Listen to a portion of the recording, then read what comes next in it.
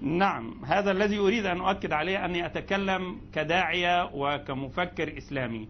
هو أولا لابد أن نفرق بين الحكومة وتوجه الرئاسة وبين الجهاز الإداري.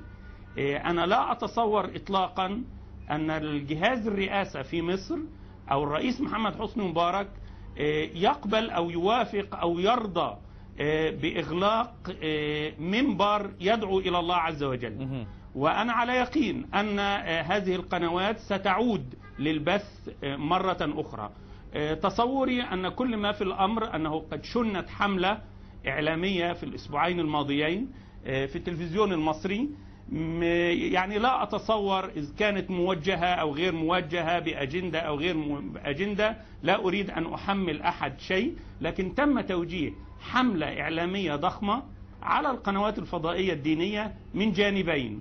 الجانب الأول أنها تقدم دعاة غير متخصصين يتكلمون في الدين ويشوشون على إسلام المصريين. والجانب الآخر هو الجانب الصحي والطبي، وهو تقديم الأعشاب الطبية، وهذا ما احتجت عليه وزارة الصحة. نعم، وهذا